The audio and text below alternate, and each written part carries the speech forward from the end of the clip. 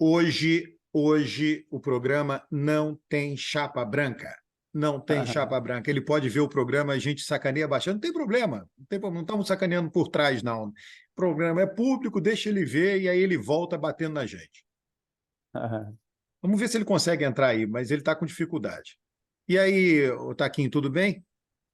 Tudo bem. Então, a gente combinou aqui de começar a falar sobre a questão climática, né?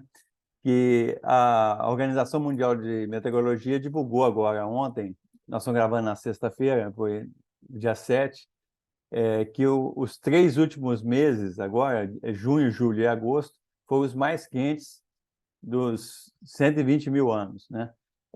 Julho já tinha sido mais quente, mas também junho e agosto foram os meses mais quentes. A gente já está, esses 3 meses, já chegou num 1,5 grau, né? No ano, não. No ano é menos de 1,5 grau. Mas nesses 3 meses, a gente chegou num 1,5 grau, que é o limite mínimo lá do Acordo de Paris, né? É claro que esse negócio é um zigue-zague, né? Então, ele sobe, depois desce, depois sobe, mas é uma espiral apontada para cima. E a gente está vendo aí as consequências, né? Por exemplo, a Grécia teve meses inteiros de queimadas, né? Que expulsaram os turistas, matou muita gente, destruiu muita propriedade. E agora a Grécia está enfrentando inundações, né? Então, assim, saiu do fogo, por muito fogo, agora para muita O água. Taquinho, só para falar da Grécia, eu vi hoje até, no X lá, imagens aéreas de áreas alagadas na Grécia. O negócio é impressionante, Não, impressionante. é impressionante. Agora, isso também está acontecendo na Índia, aonde vai ter o encontro lá do G20, começa hoje. O É, Xi não vai, hein? O Xi não vai. é, Malandro, hein? Malandro, nem, hein? nem o Putin, nem o Putin. Vamos conversar sobre isso, sobre o G20. É, e na China também está tendo muito furacão, né? Teve o furacão Idália lá na Califórnia, né? Que inundou regiões de deserto. Inclusive, teve aquele caso que ficou famoso aí, que o festival Burning Man, né, que é no meio do deserto, ele foi inviabilizado porque o deserto estava cheio de lama, porque choveu no deserto, né? Então, assim, é uma coisa maluca. E aqui no Brasil, né, todo mundo acompanhando aí a situação lá do Rio Grande do Sul. É o segundo ou terceiro ciclone extratropical que teve no Rio Grande do Sul, e este agora, a quantidade de água, né, em um lugar pequeno, já tem mais de 40 mortes, né? Tem cidades, tem vilarejos, pelo menos, totalmente destruídos, etc. Então, assim, a quantidade de desastres, né, provocados pelo aquecimento global, eles estão se multiplicando com muita rapidez, né? Com muito... O Eustáquio, um dos meus filhos veio chamar minha atenção que pararam de chamar aquecimento global, né? Estão chamando agora mudança climática, que é um termo Não, mais não, abrangente, não é isso? não, não. Chamava mudança climática, agora o pessoal chama crise climática, ou emergência climática. Mudança climática é considerada uma coisa amena, né? Então, assim, você vê o The Não, mas é Guardian. interessante, só queria chamar a atenção, gostei da sua correção, mas chamar a atenção que o termo aquecimento global está passando a ser menos usado, né? Porque esse crise climática ele É, abrange mais coisas. Em alguns lugares é, aquece, de o, repente tem um inverno mais rigoroso, não sei aonde, é. né? Se você Mas assim, pegar, se você pegar o jornal The Guardian, por exemplo, que é um jornal que acompanha bastante essas questões, nos links que eles têm em cima, assim, para os vários temas, né? Tem economia, mundo, tal. Antigamente era mudanças climáticas, hoje é crise climática. Pode entrar lá para você ver assim, vai ver que eles mudaram a linha editorial do jornal para definir como crise climática ou emergência climática. Então, assim, realmente é uma situação muito complicada. E a gente está no inverno aqui no Hemisfério Sul, a gente já teve vários recordes de temperatura, e quando vier o verão, porque o El Niño já está o El Niño é o seguinte, ele tem várias classificações, né? Dependendo da quantidade do calor que aquece as águas. Então, você tem um El Niño fraco e tem um super El Niño, né? Até agora era um El Niño fraco, mas ele está indo para ser um super El Niño, né? Então, quando chegar o verão aqui no Brasil, no Hemisfério Sul, a gente vai pegar bem no centro do El Niño forte, né? Então, a gente deve ter um verão muito complicado aqui na América do Sul. E aqui no Rio, por exemplo, principalmente, né? Porque o Rio tem histórico muito grande de catástrofes aí com chuvas muito, muito fortes, né? Principalmente na Serra, mas aqui na cidade do Rio também, né? Então, é uma situação preocupante. O Eustáquio, eu fiquei muito impressionado com a imagem de um rio lá no Rio Grande do Sul que subiu mais de 23 metros. Mostraram a ponte, era uma ponte histórica construída em 1930, né? E foi embora, né? Subiu, é um negócio assim inacreditável, né? Porque tem cidade lá que assim, porque geralmente quando tem essas enchentes assim, atinge a população de baixa renda que mora em lugar de risco, né? Na beira do rio e tal. Tem cidade do Rio Grande do Sul que pegou o centro da cidade, né? São lugares históricos que nunca teve enchente, né? Não é população de risco, foi a classe média, ricos, etc., que foram atingidos por esses efeitos. Então, assim, para deixar claro o seguinte, olha, daqui para frente a situação ambiental ela vai piorar, porque a gente não tomou as medidas que precisava tomar e para resolver o problema climático ele demora muito tempo. Você não resolve assim rapidamente. Então, assim, a gente vai ter novos eventos aí pela frente muito preocupantes. Eustáquio, e com relação ao G20 que você mencionou, eu li um artigo de um colunista, né, um jornal de fora, estava em inglês, que o Xi Jinping mandou um recado ao não comparecer. Mandou lá o primeiro-ministro, né, o primeiro-ministro eleito da China, né, do parlamento chinês, mas ele mandou um recado. E o recado seria o seguinte: a China quer ser mais ativa e mais participante em grupos nos quais ela é a protagonista, e não é o caso do G20. E isso daí é um sinal ruim para a Índia, né? Inclusive, a Índia quer mudar de nome, não é, o Eustáquio? Andou, sabe, Exatamente. parece... que nome é esse novo aí? Você que gosta de acompanhar. Eu estava vendo que no Vietnã, eu te mandei essa mensagem ontem, hein, Eustáquio? No Vietnã, os homens estão muito frustrados, que lá tem muito menos mulher do que homem, hein? Você imagino que você tenha lido isso daí, né? Eu Não, mandei essa, esses, né? E também esses, do Butão, que o esporte nacional do Butão é o arco e flecha. Você que defende essas coisas meio, né, digamos assim, não, bizarras, né? não é bizarro. Veja bem, arco e flecha é um esporte muito interessante, porque Individual, não é ele, coletivo, né? É um mas negócio horrível. ele exige muita. Ué, mas você que gosta de liberalismo, de Não, não. individualismo, você devia gostar Mas dessa você vai coisa. ver a seleção, é o próprio Fluminense, né? Jogando com o Fernando Diniz, é o coletivo e o individual interagindo em harmonia. Isso.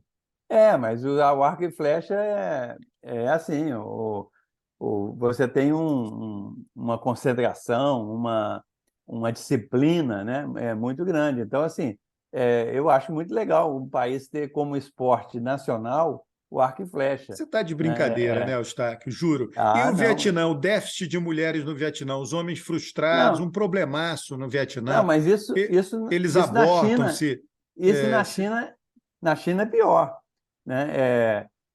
Esses países ali do leste asiático, todos eles têm esse problema, inclusive a Coreia. A Coreia do Sul também tem mais homens do que mulheres. A Coreia está corrigindo isso atualmente, mas teve um momento lá que nascia muito mais homens do que as mulheres. Agora, o problema maior é na China. A China tem cerca de 30 milhões de homens a mais do que mulheres no período reprodutivo, né? No período de dramático, casamento. Então, dramático. assim, não consegue casar, não consegue casar. É, quando estive na China, eu tinha um guia lá que a gente foi visitar um lugar histórico, e um guia muito gente boa e tal. E aí eu perguntei para ele exatamente isso. Eu falei assim, porque essa questão já é desde a política de filho único, que isso já era antes da política de filho único e se agravou com a política de filho único, que é da final da década de 70. Então eu perguntei para ele se é verdade que o homem para casar, né, precisava de ter um apartamento. Porque é o seguinte, como tem muito mais homem que a mulher escolhe o cara que tem melhor condição de vida. Aí ele falou assim, ele falou brincando também, né? Falou, não, não é isso não. Tem que ter apartamento, conta do banco, carro. Então, assim, ele brincou, mas é a realidade. O cara que é pobre, fudido, ele não consegue casar na Índia, na China, não. Mas é isso, o Pô, Xi não foi, né? E é muito ruim, porque a Índia sediando isso, vizinho importante dele, né? Não prestigiou algo, né? Que o Nerenda lá tá, que valoriza então, muito, né? a questão é a seguinte: a China tem brigas fronteiriças com a Índia, né? Eles disputam Você está determinados acompanhando esse negócio espaços. da Índia mudar de nome? Estou Que acompanhando. nome é esse? Por que É isso? Bharat, né? Bharat. Bharat é Índia em hindi, né? Na língua tradicional da Índia, porque a Índia também fala muito inglês, mas o hindi, a grande maioria fala o hindi, mas como foi colônia durante muito tempo, boa parte dos indianos fala inglês também. Mas na língua hindi, Índia quer dizer Bharat, né? E quem impôs o nome Índia foram os ingleses. Então, como o Narendra Modi ele é nacionalista hindu, né? Ele quer colocar um nome hindu no país, né? Mas E, aí é- e todas é- as outras minorias estão ferradas. Que aí não tem, elas gostariam do nome na língua delas também, não é isso? não, né? O que está tendo, o que tá tendo a disputa política lá é o seguinte: que o partido do Congresso, né? O partido do Nehru, né? O pai da Indira Gandhi, é, a coligação deles, a sigla da coligação deles é Índia. E o nome do partido do Narendra Modi é Bharat. Bharat, ele usa o nome Bharat na sigla do partido. Então, o que acontece? O partido oficial do Narendra Modi quer Bharat. A oposição quer Índia, quer manter Índia. Então, não é nem nacionalismo religioso, coisa desse tipo. É uma questão política lá entre oposição e situação, né? E aí a novidade que teve é o seguinte, que o Narendra Modi, o convite para os membros do G20, ele veio falando em Bharat e não em Índia. Está fechado o seu microfone. Não, pois é. É, Eu descobri por causa disso. Foi o que apareceu essa semana, né? é. Agora, a briga da Índia com a China, ela é muito maior, porque existe uma rivalidade entre os dois países, é uma rivalidade muito grande, né? É, e a Índia, ela faz um movimento de ter os Estados Unidos como um parceiro fundamental, se bem que a Índia também tem a Rússia, né, como um parceiro. A Índia tem uma tradição longa, né, de comércio, de apoio militar, apoio tecnológico com a Rússia, né?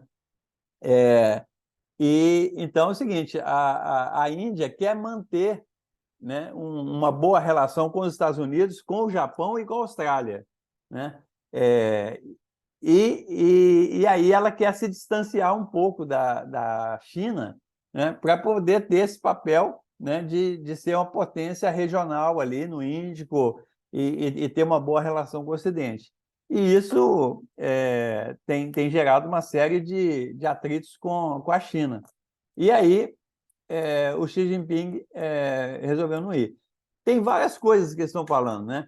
Uma é que é o seguinte: a economia da China ela está com problema em 2023, né? Porque teve a crise imobiliária lá né? As grandes empresas imobiliárias da China estão quebrando, né?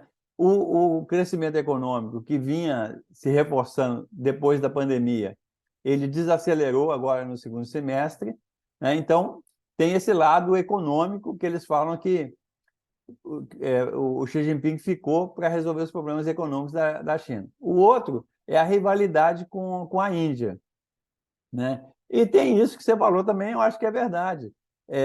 A China, ela quer participar de fóruns que ela seja a grande liderança, né? Tipo o BRICS. Os BRICS agora estão totalmente na mão da China, né?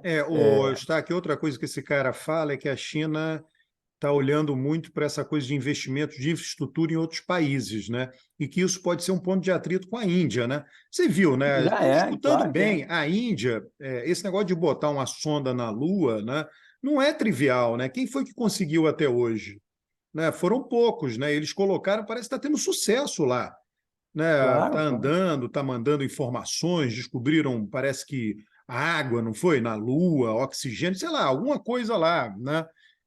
Então, assim, a disputa entre os dois está grande, né? Não, e tende a aumentar, né? Então, quer dizer, a Índia também está nos BRICS, né? Só que nos BRICS, se você junta Rússia com China, né? Eles têm muito mais influência do que a Índia sozinha nos BRICS. E uma rota, a Rota da Seda, né? A nova Rota da Seda, é, a China está investindo muito na África e está investindo muito na Ásia. E aí começa a gerar conflitos com a Índia. Por exemplo, Sri Lanka. Sri Lanka é aquele paísinho ali no pé da Índia, né? É um país que tem uma tradição muito grande e tal, e tem uma relação muito grande com a Índia. Aí o que a China fez? A China construiu um grande porto em Sri Lanka, né, que nesses investimentos aí de uma rota, um cinturão, né? Só que a Sri Lanka não teve dinheiro para pagar os empréstimos para o porto. Então, o porto ficou um porto sob controle da China, né? E isso desagrada totalmente a Índia, né? O outro é o Paquistão, porque existe uma rivalidade muito grande, né, de Índia com o Paquistão. E a China investe pesadamente no Paquistão, né, fazendo porto, fazendo aeroporto, fazendo rodovia, etc. Então, assim, a China pega a Índia, de um lado Sri Lanka, né, do outro lado o Paquistão, né, em cima, no Tibete, ele disputa a fronteira. Então, isso aí deixa a Índia acuada, né? E o Narendra Modi fez vários movimentos para contrariar a China. E aí o Xi Jinping resolveu não ir no G20. É a disputa Não, na Arenda internacional, vai né? dar Não o é fácil, troco em não. algum momento, né? Isso daí tá Ele escrito, já né? deu, né? Porque teve um encontro que a China promoveu que ele não foi, ele participou online. Então Então, quem está dando troco é agora. quem está dando o troco é o Xi Jinping. O Eustáquio, agora é uma pena aí que o Rocha não esteja aqui, né? Porque a gente já tinha falado, a gente volta a falar depois com a presença dele, né? É, que a Dilma não deu pedaladas, né? E agora vem o Toffoli aí, se bem que tem algumas provas que, né, poderiam ter sido anuladas, né? Mas é a velha história, né? Esse negócio da justiça, né, Eustáquio, é problemático. Você viu que o júri, né, da Boate Kiss foi anulado 10 anos, cara. Imagina, né? Se coloca na posição de um parente que perdeu alguém, né, mais de 200 pessoas mortas. Quer dizer, qual a dificuldade? Passaram 10 anos. Qual a dificuldade de você responsabilizar e punir alguém? É impressionante isso. Né? Teve um incêndio numa boate que matou tantas pessoas. Alguém é responsável, não é uma, duas, três pessoas, sei lá, uma meia dúzia de pessoas. Qual a dificuldade de investigar, julgar e dizer essas pessoas são responsáveis, elas serão punidas? Qual a dificuldade disso? Passaram 10 anos. Né? O É. sentimento de injustiça é muito grande, é uma verdadeira piada. Nós estamos diante de uma piada. Aí você vai, né, o que é pedalar? Né, o que está definido, né, lá é você pegar dinheiro de banco público e colocar no tesouro. Né, e operações financeiras dessas. Vamos supor que todo mundo pedale, só a Dilma sofreu impeachment. Né? Mas você não pode pegar a justiça, decretar e dizer não pedalou. Não, porque pedalou, é um fato. Né? Você pode questionar, ela pedalou, mas foi a única que sofreu impeachment. Mas, então, cara, olha, é muito triste ver tudo isso, viu? Não, particularmente o Toffoli, né? Porque o Toffoli, ele está claramente que ele toma as decisões de acordo com o vento, né? Se o vento sopra para um lado, ele toma uma decisão, se o vento sopra para o outro, ele toma outra Mas decisão. você vê, E ele Gilmar Mendes impediu Lula de ser ministro, porque estava sendo investigado. Depois, no Temer, ele não impediu Moreira Franco e não impediu Eliseu Padilha, né? Que também estavam numa situação semelhante à de Lula. Ambos se tornaram ministros. Então, cara, é tudo conforme o vento. Pois é, aí você fica falando que o STF tem que ter ilibada reputação, saber jurídico, etc. E a gente vê que as decisões não têm muito fundamento. Ela varia de acordo com o interesse ali do momento dos ministros, né? Eu Mas não o que você gosto de está ficar. dizendo, basicamente, é que o judiciário não cumpre o papel de judiciário. É isso, ele faz política. E, e, e deixa todo mundo confuso, né? Porque é igual você falou da Boate Kiss. É uma coisa que era para ser relativamente simples, é dolorosa, mas é relativamente simples, né? Quem cometeu o erro vai pagar, a pessoa paga e depois está resolvida a questão. Agora, essa questão de condena, depois descondena, depois anula o processo, né? Muito deixa todo mundo muito inseguro, né? E esse negócio do Toffoli aí, o que vai acontecer? Não está claro, né? Vai ter que devolver o dinheiro todo para o Odebrecht, é isso? Porque é o seguinte, algumas coisas, né? Você tem lá provas plantadas, investigações, porque era a velha história. Primeiro você conseguia a prova, depois você fazia o mandado de busca e apreensão, né? Métodos ilegais, né? No mínimo, né? Você poderia até dizer heterodoxos, né? É, errado. Então, nesse sentido, errado, né? Mas aí não houve, né? Aquilo acaba. Você entende? Não, então o procedimento é que importa. Tá bom, procedimento é que importa. Tudo vai sendo anulado, quer dizer, então, olha, basicamente o que a justiça está dizendo é que não houve nenhum tipo de roubo. Não teve roubo. Não, então, Teve, então não, mas não se provou. qual, qual é a consequência? Não está claro para mim ainda. É o seguinte, porque Estou parece que falando já de Eduardo Cunha. o Ministério Público vai recorrer dessa decisão do Toffoli, né? Que foi uma decisão monocrática e tal. Mas se essa decisão do Toffoli valer, vai ter que devolver todo o dinheiro para o Odebrecht, não? Mas a justiça faz o que quer, ela vai dizer assim: a decisão vale, mas não pode devolver o dinheiro. Cara, entendeu? No fundo, né?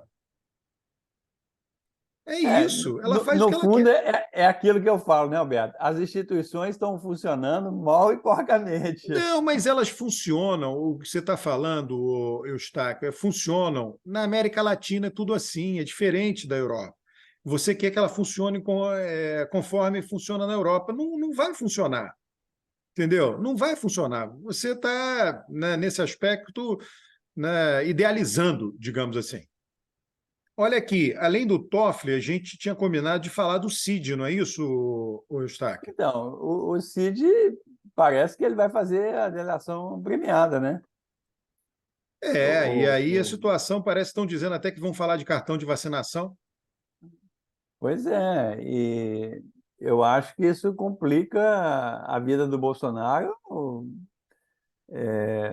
definitivamente, né? Porque o Cid é o cara ali que está na cozinha dele, fazendo todas as transações pessoais, né? E Esse tem negócio as da joia. declarações do Cid, não sei se é mensagem de WhatsApp, ele dizendo: Ih, Bolsonaro está me afundando, Bolsonaro está me levando. Você viu isso?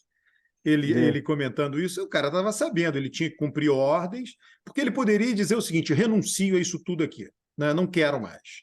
Né? Ele não fez. Então, uma vez que ele estava lá dentro, ele tinha que cumprir as ordens. Né? E agora estão dando oportunidade para ele de. E a situação do Bolsonaro. Você vê que o Bolsonaro está quietinho, está sumido, né? Está bem quietinho, né? É. Ele sabe que se ele sair falando pode ser pior para ele, né? Agora, E deu uma travadinha aí, Eustáquio, não sei o que aconteceu, hein? Vê aí, talvez. Bom, Eustáquio deu uma travada aí, né? Vamos ver se ele sai e volta, se ele reconecta, né? Mas a situação do Cid é essa, né? É uma situação que ele vai acabar entregando o Bolsonaro. Então, a gente, em breve, vai ter um noticiário muito forte. Ainda tem tudo que ainda não apareceu, que vai ter das provas enviadas dos Estados Unidos. Eu estava comentando, o Eustáquio, ainda vão ter as provas vindas dos Estados Unidos, né? Estão dizendo que tem muita prova aí que de coisas, pode ser até que tenha comercialização de imóveis, né? Enfim, estão falando isso por aí. é, é. Então, o que me impressiona, Alberto, é o seguinte, é que nas pesquisas aí o Bolsonaro ainda continua com apoio significativo, né, da opinião pública, né? É impressionante isso, com essa resiliência que ele tem, né? Porque, assim, está muito claro o que o Bolsonaro e a família Bolsonaro fez nesse período todo, né? E isso é que o pessoal fala o seguinte: quando o Bolsonaro é, toma atos autoritários, né, antidemocráticos, isso aí não é novidade, porque ele sempre fez isso na carreira inteira dele. Agora, nessa questão de corrupção, isso prejudica muito a imagem dele, porque as pessoas associavam ele à luta contra a É luta corrupção, contra. né? Principalmente a luta contra a corrupção do PT, né? Então eles achavam que o Bolsonaro era um antídoto, né, à corrupção do PT. E agora você está mostrando que não é bem assim. Então a imagem dele vai cair muito. Agora, o que me impressiona é o seguinte, né, é que na Argentina vai ter eleição, Pô, aí essa a é gente tem fantástica. Eu vi o que você um. mandou no grupo lá, eu li aquela matéria, é bem interessante, viu? Você viu que coisa interessante? Que é o seguinte, que o Milei, assim, é muito claro o seguinte na Argentina. O Massa, ele tem apoio Os mais pobres. da população pobre. E a Buric é da população mais rica. E o Milei, ele pega o rico e o pobre igualmente.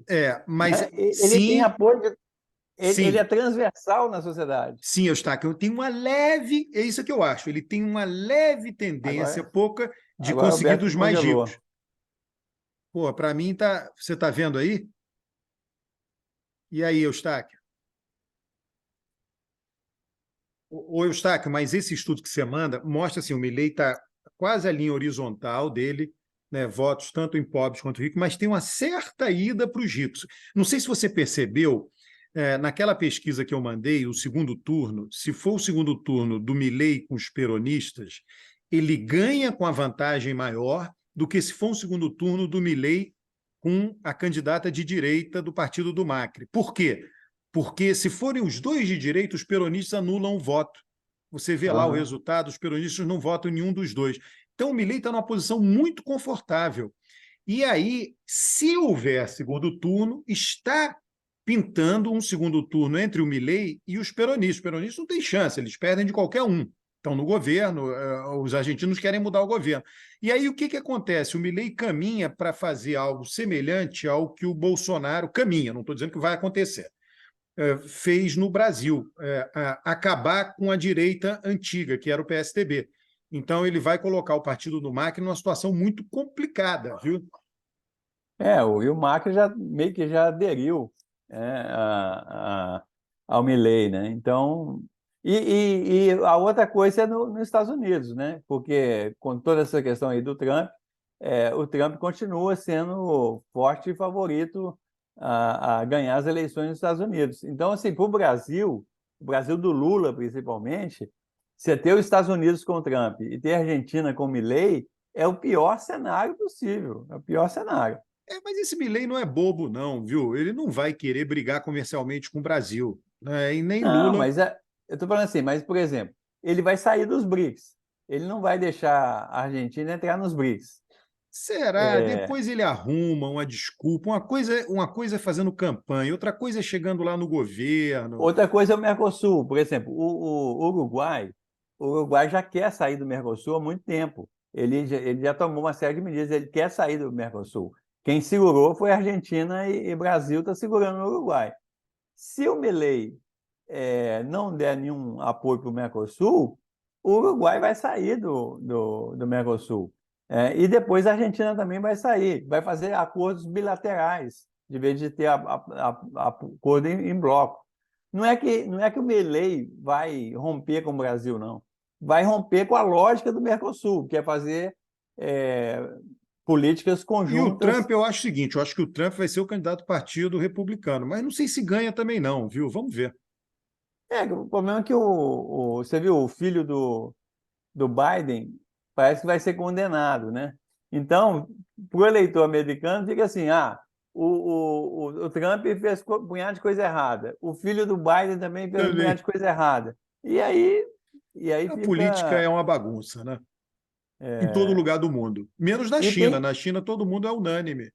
e tem a questão da idade, né? Porque assim, o pessoal acha que é idadismo, ficar falando a idade, mas assim, você vê nitidamente que o Biden ele está fragilizado fisicamente para falar, para ter agilidade, etc. Então, as pessoas estão levantando. Será que ele tem condições de ficar mais 4 anos?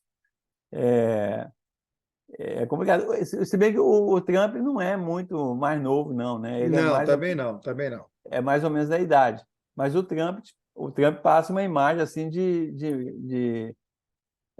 De mais inteiro que o Biden. exatamente, exatamente. Então, ou seja, vai ter muita coisa aí nessa coisa internacional aí, nessa relação internacional, vai se desdobrar aí nos próximos anos, né? Eustáquio, eu acho que é isso. Mais algum assunto, hein? Sempre tem, mas sem o Rocha aqui fica mais Tem que ter o chapa branca. desanimado. Tem que ter o chapa branca. Eu quero arrumar alguém, né, que seja extremamente liberal para ficar uma briga entre os dois e a gente fica parteado. Bom, é isso aí. Falou então. Um abraço. Um abraço.